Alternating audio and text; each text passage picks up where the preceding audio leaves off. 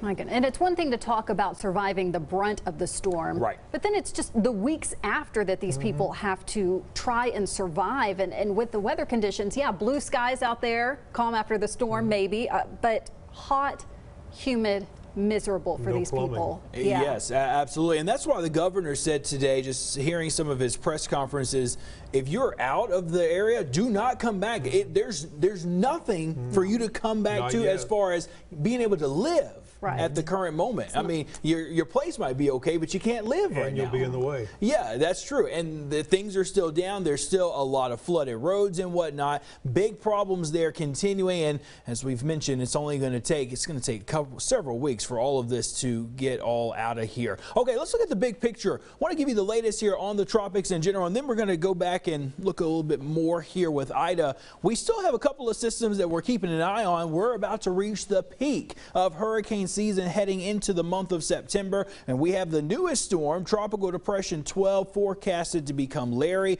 We also have Kate. Julian also formed too, but we were spending a lot of time on Ida, and that storm is now falling apart, and a disturbance in the Caribbean has a small chance of tropical formation in the next 5 days. Ida was a very unique storm, and it's one of the storms that actually is going to go down in the record books as the most strongest hurricane to make landfall in Louisiana, and it made landfall as a Category 4 with top winds very strong at 150 miles an hour. But this is also going to tie with other storms as well that have hit in Louisiana. One most recent is from last year when Laura made landfall in southwest Louisiana. It also had top winds at 150. And then back in the 1850s, we had Last Island. That was a very strong storm too. Looking at the research and the history of that, 150-mile-an-hour winds. These are the three strongest hurricanes that have ever hit. And many of you may say Katrina made landfall as a Category 3. It was a Category 5 in the Gulf of Mexico, but we're talking about the strongest as the storm moved in.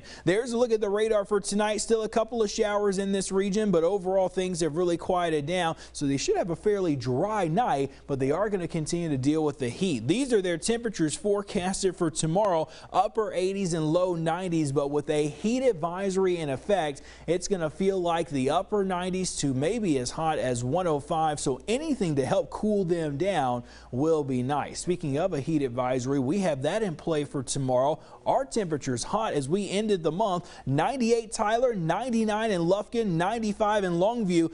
But we went no 100-degree temperatures this month. The last time that happened, 2017 of August for Tyler and Longview, and it was 2 years ago for Lufkin in 2019. Outside right now, we're sitting in the 80s and the 70s. I do want to highlight futurecasts. Tomorrow, I do anticipate a few more scattered storms. We do have some clouds building after daybreak tomorrow, and as we get those building clouds, a couple of hit-or-miss showers or thunderstorms, 10% probability. That's where we'll be for the next couple of days. And then once some drier air moves in toward the end of the week, the temperatures will heat up a bit more. And I think we flirt with near 100 or slightly higher heading into the weekend. Things right now look dry going toward the holiday on Monday. Similar forecast for deep East Texas with small storm chances the next 2 days. Marcus, thank you. As recovery efforts